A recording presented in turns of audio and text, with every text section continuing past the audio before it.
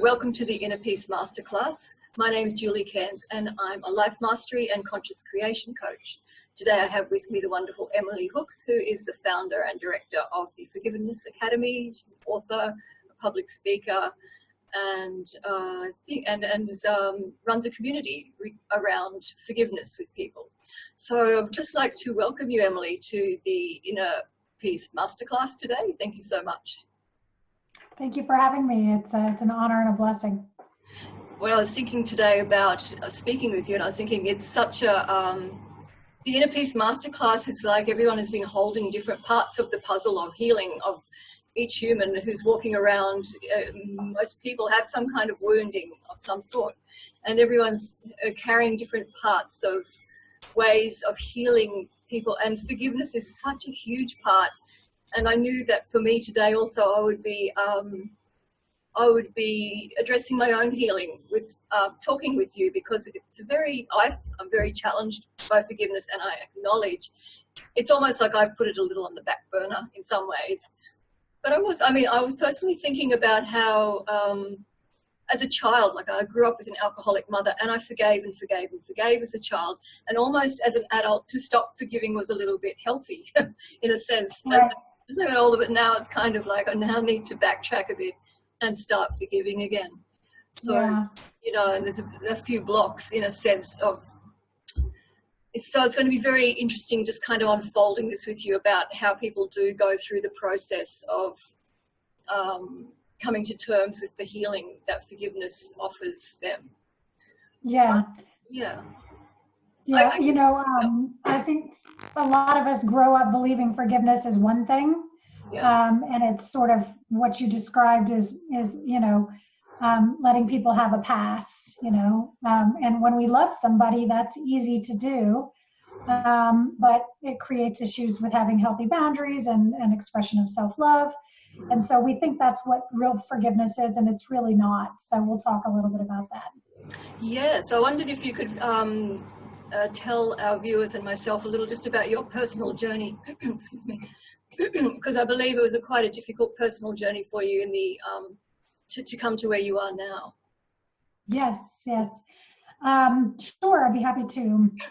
I never quite know where to start, but when I was young, I experienced a lot of trauma. I was kidnapped and abused by my father when I was 7 years old, and hidden from my family for about 3.5 years, told that my mother didn't want me, and my father was a violent man with a very unhealthy lifestyle. So that laid the groundwork for me having a very good reason and rationale to act out as a young adult. And that's what I did when I was finally located in a small village on the Welsh border when I was 11. I came back to the United States, and as you can imagine, my mother was deeply impacted by the trauma of those experiences as well. And both of us experiencing our trauma at the same time, we really weren't able to be there for each other in a way that was healing. And so I started acting out. I dropped out of high school. I started using drugs at a very early age to manage the pain that I felt. And to make the people around me suffer also was another reason that I did it, or at least that's what I told myself at the time. And later in life, in my late 20s, I got involved again with drugs in a more severe way. And I had a son at the time. He was 7 also when I went back to using drugs. And I ended up homeless and completely destitute as a result of that serious addiction. In fact, I very nearly died on multiple occasions. In August of 2000, I had a near-death experience as a result of a failed suicide attempt. And that was a powerful foundation for the work that I do now and for my eventual healing. But I was just experiencing extraordinary pain, and I didn't know how to deal with it. Something, a moment of grace happened in late 2002, where I overheard a conversation with the man that I had been dating for well over a year, in which he tried to sell me to another man. And in that moment of seeing myself through their eyes as merchandise, really, is literally less than human, gave me access to a sense of self-compassion that I had literally never felt before. At least I don't recall ever feeling love or compassion for myself. And that's pretty common, actually. After doing this work now for a little while, I've come to realize that most of us have forgotten how to do that. And it's an important part of the forgiveness process. So that moment changed everything. I left the town that I was living in. I got a job. My son came home to live with me. Everything changed very quickly. And I started studying forgiveness from around the world, all the different spiritual and psychological traditions, and implementing it in my own life. And I did that for 15 years. And then I started the Forgiveness Academy just a couple of years ago. So the reason that I went through the forgiveness process is because I tried everything else. I was still experiencing the same existential suffering that I felt when I was 7, that fundamental and fear of my father and abandonment by my mother. I still felt that pain, but I didn't have any way to deal with it. I'd tried everything else. I'd lashed out at other people. I'd tried desperately to kill myself. I put myself in situations for other people to kill me, and I was still alive. And I couldn't escape anymore. And that's when I discovered the transformational power of forgiveness as the only way, really, to process those deep wounds that we experience from the things that have happened in life. So were you kidnapped by a family member? Is this what happened? Yes, my father. Right. Okay. Wow, that's a very powerful story. Thank you for sharing that. Very intimate and puts things in perspective, really, what people have been through. It's almost helpful to share, that it is actually, it's part of people opening up is to hear someone else's story. It's very powerful, healing. So part of forgiveness is like holding a bitterness within yourself, a kind of, it's a very complex process, forgiveness, like it's a word. It's got lots of biblical context. I haven't asked you if that's part of your work, but I guess I'd like to start with what is your sense of, how would you define forgiveness? Is it something you can define? How do you know when you've forgiven? Okay. You know that you've forgiven when the first thought that you think when the person pops into your mind is kind. Yeah. Okay. Yeah, and when that happens consistently, you've probably reached a point of resolution. And I'll just pause here and say, there's a myth that forgiveness is something that we have to work on forever. And while it's true that we do have new opportunities to practice forgiveness because life is messy and we make mistakes and other people make mistakes, forgiveness of things that have happened in the past is not something that you have to work on forever. The process does have an end, and you can get to a point of absolute peace. There's not any moment in time when I don't have the same love and compassion for my father, despite being, physically and sexually abused by him and kidnapped, that I have for my own son.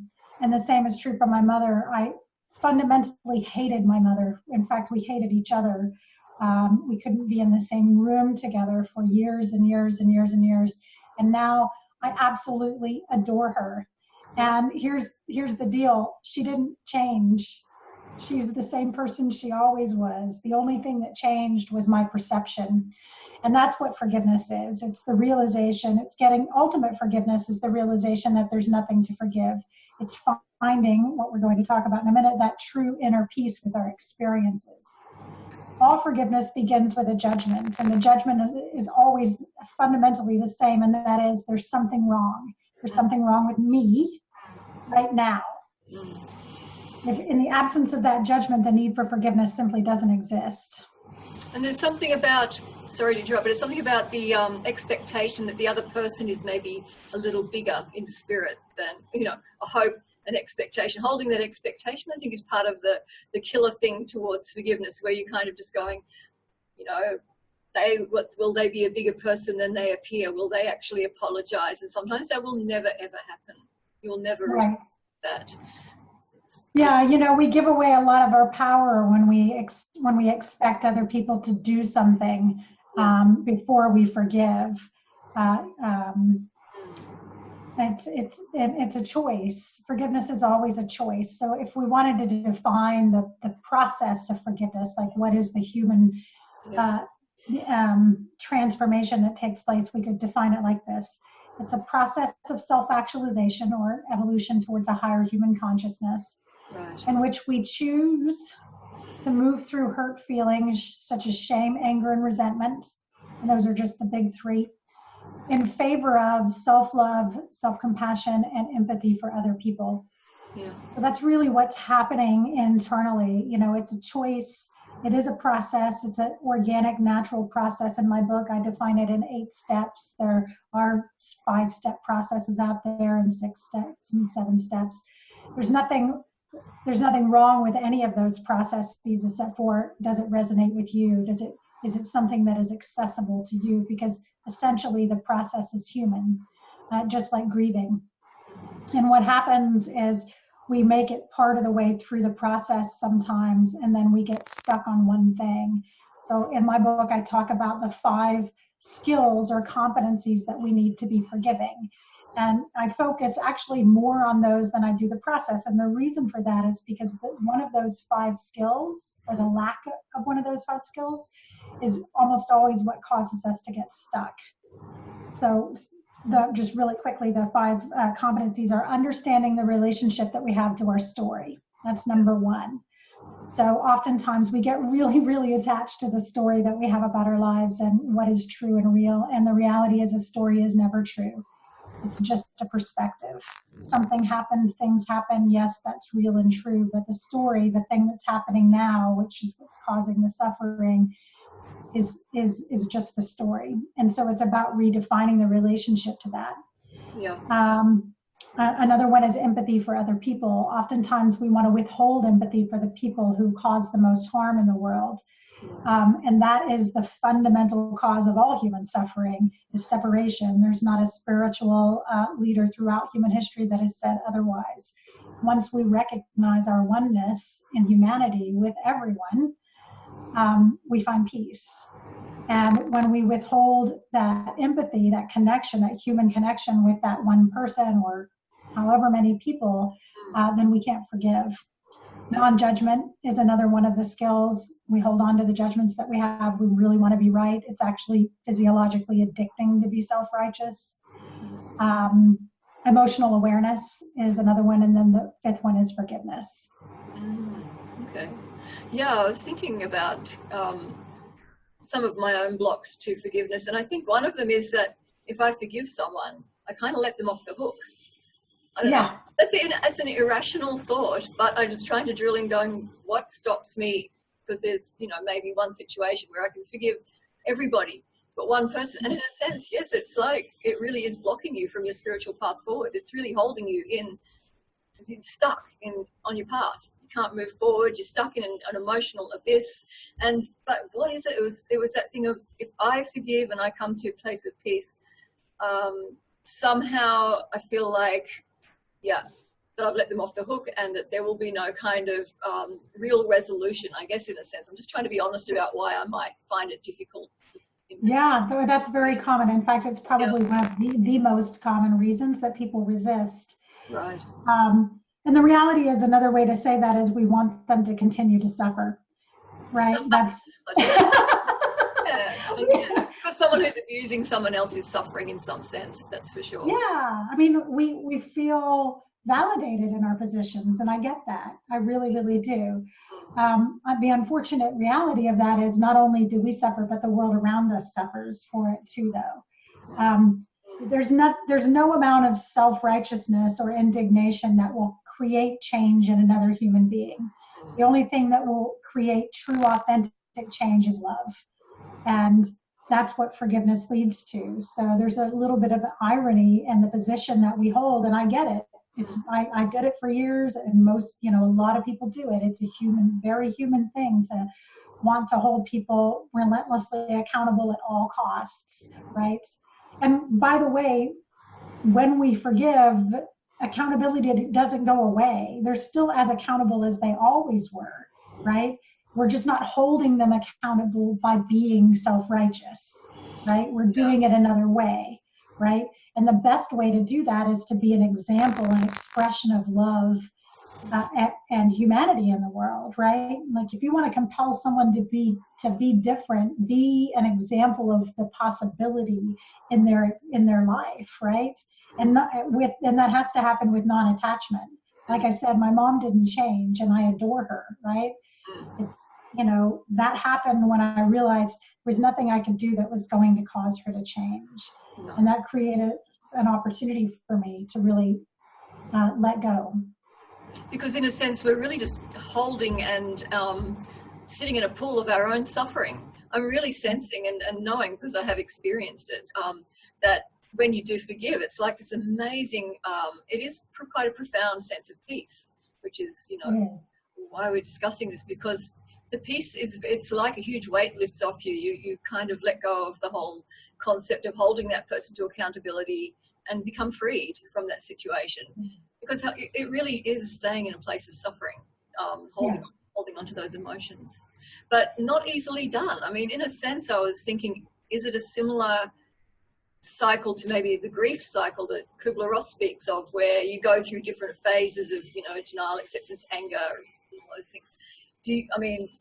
Nothing ever really goes in a straight line, or does it? I mean, how do you work with people and explain to them that, I don't know, do you say there is a time frame, or that it has its own, life and death, basically? So if you go through it consciously and informed, you accelerate the process. Yes, right. But what that looks like is not definable. There is a very natural human component to it. It took me about 18 months to forgive my mom, which is pretty extraordinary when that's a year and a half after, 30 years of visceral hatred, right? So that's pretty good. There was one person in my life who took longer. It was a man in my adulthood who caused some harm to people in my life. And it took me 15 years to get that one final piece. But here's the thing, the reason it's so important to be informed about the process and to be conscious through the process is I knew in that minute that I was done.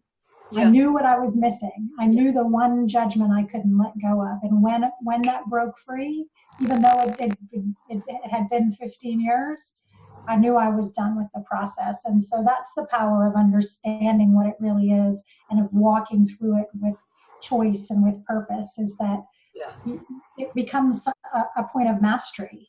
It becomes a virtue in your life. Like when you realize how powerful it can be, there's no reason to ever hold on to non-forgiveness, right? Yeah, I think it's a brilliant point. That point of consciously addressing an issue in your life accelerates it. Sometimes you just go, time will heal. Let me just let it sit there over behind me, and somehow it will heal, just like wounds heal all by themselves. But they just do. But some wounds don't heal so easily. But so it is that beautiful process, and of working with a master in the field to actually help you. That's the beauty of people who really kind of focus on a particular area. And forgiveness is biblical. It's a very high quality of a human being, and I myself, I come, I support all spiritual paths. So, but all of the paths will offer forgiveness as a part of the healing. I'm just wondering what suggestions you have for people who are trying to forgive someone.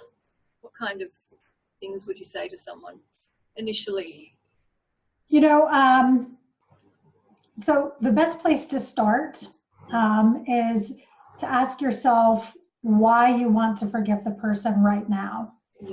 Because what that does is it gets us in touch with the suffering we're experiencing as a result of holding on to the resentment or the shame in our lives. And we have to, at the most fundamental level, the process of forgiveness is getting present to the pain. That's what it is. And that's one of the fundamental reasons we resist it, because we don't want to do that. And that makes sense. It's not comfortable. That's why coaching and therapy and that sort of thing is helpful, because it creates a safe space for you to do that. So ask yourself that question: why do I want to forgive this person right now? Like, why is this relevant? Why is it coming up in my life right now? Because there's a point of dysfunction or suffering that you're experiencing that's causing your intuition or your consciousness to tell you that you need to do that work. And then, learn the process. There are lots and lots of books out there. My book obviously is out there and available, and we're going to talk in a minute about the download of the first couple of chapters. But there are many books, and across traditions. I too am a proponent of all paths to understanding. So there are a lot of resources out there. Yeah. Do you think? Do you encourage people to tell their story as part of the healing? Or, I mean, different people who I've got a counselling background, and I know that there are different people in the field who will just say, let's not talk about the story because we'll be in the story forever. And others will go and want to just cut to the chase of, their feelings or whatever it is, or what's happening now, or, what did it remind you of? But other people love the narrative as part of the healing, like to actually tell the story, somehow to get it out of yourself. I guess that's quite Jungian, that kind of, let's release it from within us. But I don't know, how do you work with people in terms of the story itself? So that's, it's a really important question, because it's one of the steps in my process, early in the process. I think it's step 3 or step 4. Mm-hmm. And it's important to tell the story in this context, because it raises our awareness of the relationships that we have. Yeah. Like A cause B cause C cause D, right? Yeah. Like, I can't have healthy relationships because my father abused me. Wait a minute. So it's important to have an understanding of the story. And, telling our story, it really depends on the relationship that you have to the story. So, forgiveness in the context of things like the peace and reconciliation process out of the apartheid and Desmond Tutu's work, story, personal narrative, is the component that they focus on. It's the one thing that they see as being most important. And from a cultural and a societal perspective, that makes sense, because the stories of the people who are forgiving have been denied. Yes. And so it's absolutely essential, if your story has been denied, that you have the right to share it with a respectful, non-judging, and empathetic witness. But for many of us who, in the West and in advanced countries throughout the world, we have a really entangled relationship to our story. And so another aspect of it, is being able to see just how attached we are to it. And that's a really important part of the process too, because you have to start untangling that web. Yeah. And recognizing that what happened in the story are two different things. It's not the same thing. What happened, we'd have no power over. We do have power over the story, right? So the things that happened in my life didn't change, but I went from having a life that was filled with tragedy, almost to the point of being Shakespearean in nature, to having a life that led me to where I am today. And that's not about my circumstances changing. It's about the relationship that I have to myself changing. Yeah. And I think that's so important for people to see that you can, there is life after such terrible experiences, that you can actually move into a whole new incarnation within the same lifetime, in a sense. Yeah. It's interesting. I was thinking about, the current Me Too hashtag thing that's going on social media. I did look into it. Actually was, it's not new. I think it was started 10 years ago by somebody actually for people of different cultures.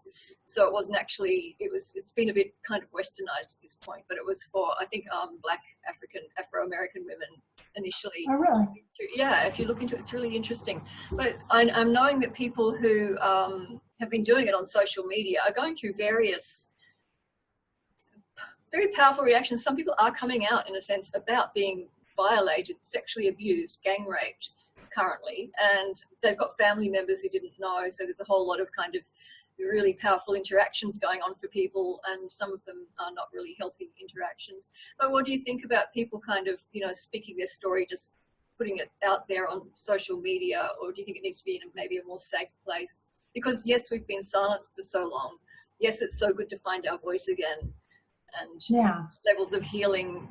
Yeah, it is a powerful campaign. In fact, I very rarely get reactive or defensive, and I found 2 opportunities as it relates to that campaign. And I'm not one to get sucked into any sort of drama, but it's interesting how much space it's creating for healing for people. And I think that's a really beautiful thing from a sociological perspective.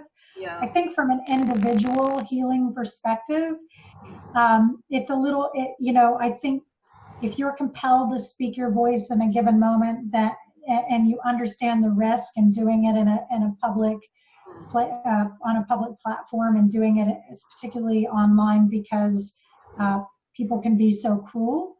As long as you're aware of that, if you want to speak your truth, speak your truth. The more you can learn to use your voice, the better it is for you, and the better it is for the world around you. Now, as it relates to forgiveness and doing our own work, it's really about having a safe space. Sometimes, because the story is different depending on the audience, right? Even the words we use change. It goes from being, we tend to use words that are generalized when we're speaking to an audience, a larger impersonal audience, maybe even therapeutic words, whereas when we're talking about our experience, which is where healing comes from, we use experiential words, and that gives us access to healing, not the platform that is a public testament to a lack of justice. It's very, I agree. It's not something I rarely would become part of those social media campaigns, but I did watch that, and I did see it as part of the healing. And there are men watching it, and I've seen a few men going, me too as well. It's like, yes, we know that men have also been seriously sexually abused also. So it sort of then opens up the doors, gay men, gay women, men who've been abused, just, that the astounding amount of people who really have gone through serious, being perpetrated against. And that was something I did also want to ask you about, that when people come to you who are currently still being, in a sense, victimized, to use the word, someone's kind of abusing them currently, and they have forgiven them and over, and they're still in that cycle. They're a good-hearted person, they're wanting to move forward, but the person is still behaving in that way. What kind of advice do you give the person who's still in a cycle of abuse, who's trying to forgive someone and lift themselves out of the emotional cesspool, in a sense? What I tell them is there's a time and a place for forgiveness, and just stop thinking about it. It's become adulterated, and it's not what's really happening. Forgiveness, I call it the last step in the healing process. And whether or not that's scientifically true or even spiritually true, I don't know. But the first thing we need to do is, you can't truly forgive if you're still being harmed. Yes. Because by definition, forgiveness is getting to a place of an experience of love and compassion for the self. Yes. And you cannot do that if you're allowing another human being to deny your divinity and to deny your beauty and your right to express as the human being that you are. So you have to make practical changes. There's no situation, there's no expression of a human form in which that is your sole purpose, if you become conscious to the need to make a change, right? Like, I don't truly know what another person's purpose is, People do live and die, suffering all the way through the expression. And I personally believe that we can't deviate from our purpose. And so I just don't understand that. I don't get that. But that doesn't mean it's not true, right? But if you become consciously aware of a need to make a change, then that's when you need to stop talking about forgiveness. Just put it aside. I'm not a moralist when it comes to forgiveness. Yeah. I don't know what a person should or should not do. I don't think it's helpful to approach it from a moral perspective, because it becomes an obligation. And inherently for most of us, what happens when something becomes an obligation is we have a little bit of either a little bit or a lot of resistance. And we do it because we're supposed to, but we don't really mean it. Yeah. And you can't fake forgiveness. You can't fake healing.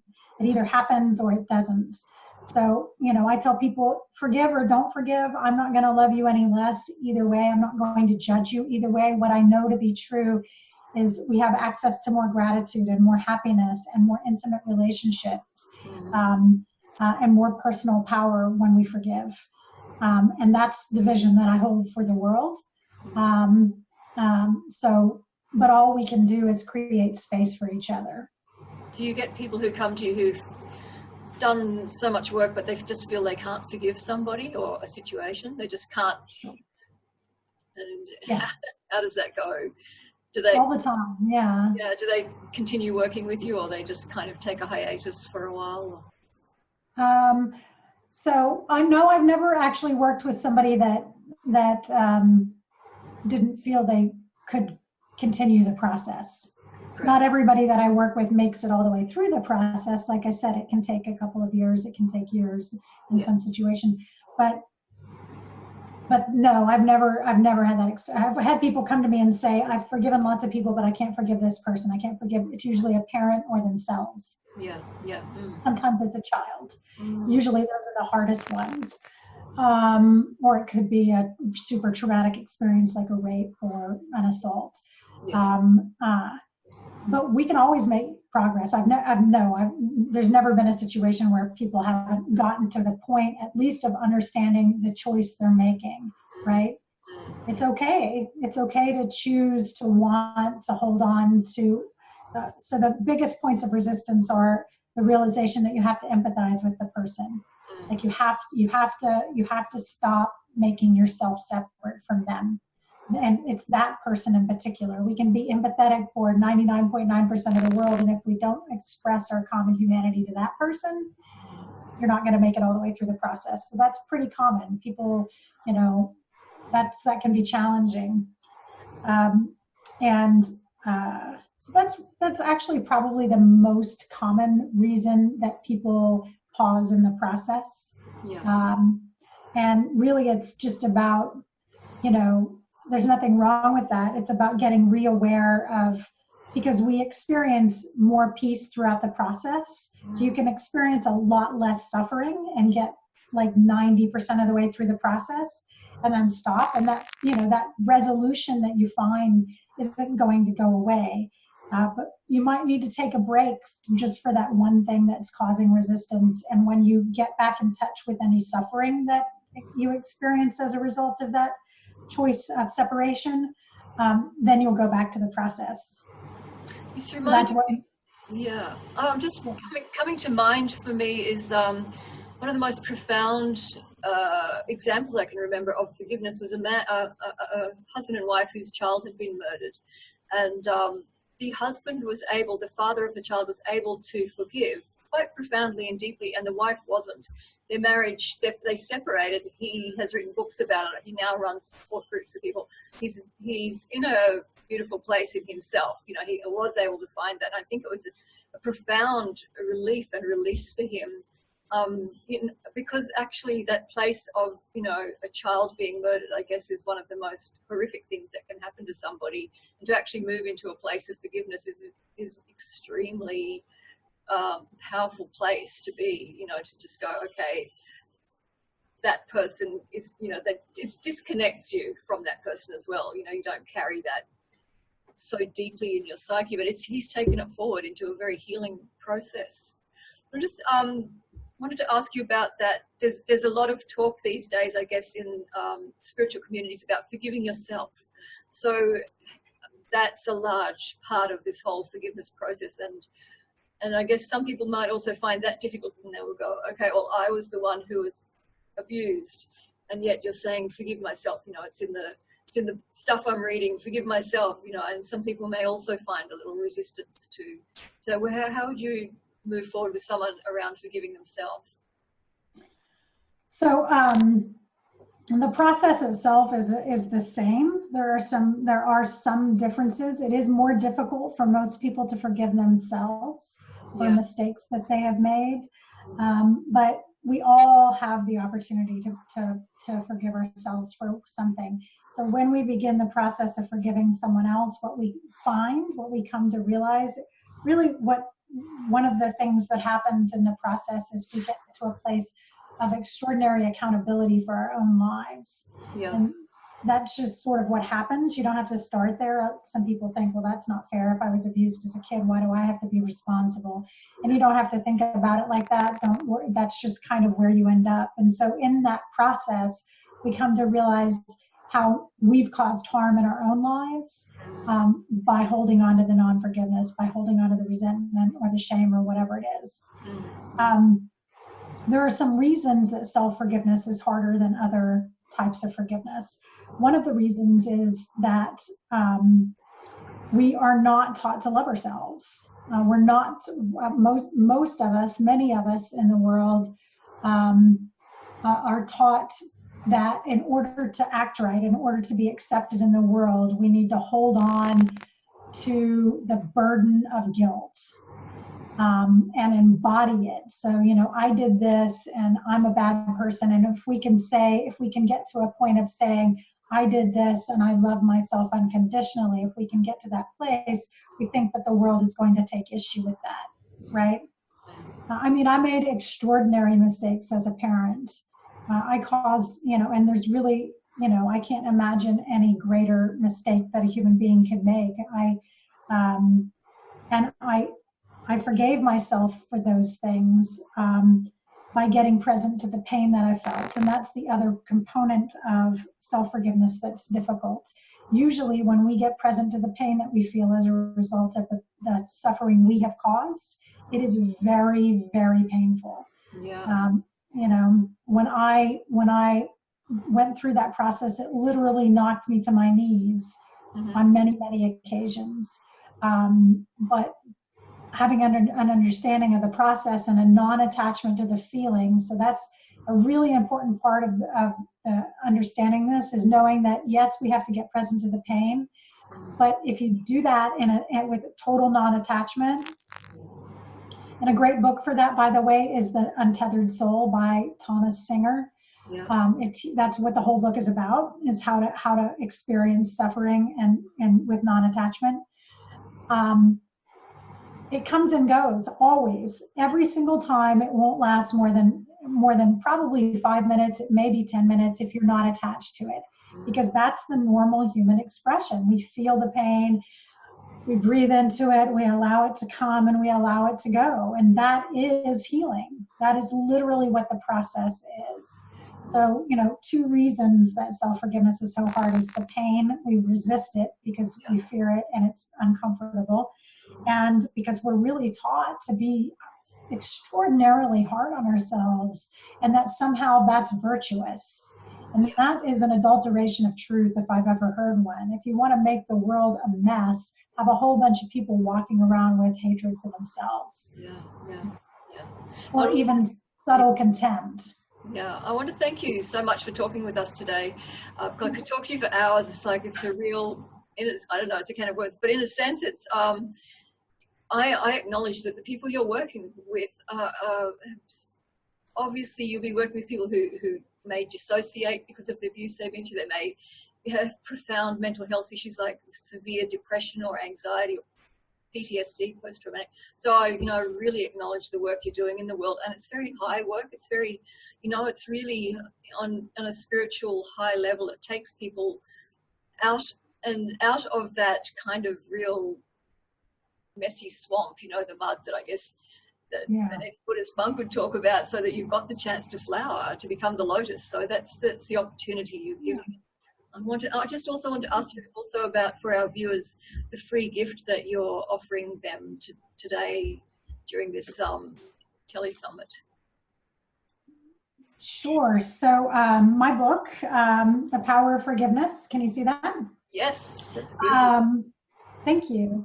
It came out in April of this year, and I've got the first 2 chapters, which in the introduction I tell my story. There's in more detail and outline the sort of the philosophy behind the process in the book. And in chapter 1, I talk about what forgiveness is and what it isn't, which might sound fundamental, but it's actually the most important chapter in the book. Absolutely. And the reason is because we get stuck on things like thinking that it's a lack of justice, or thinking that it's letting people off the hook. And once we get really, really clear on what the process is, and even trust and reconciliation, it's not about those things. Yeah. This is a different experience, a different process. And once we get clear on that, we can move through it.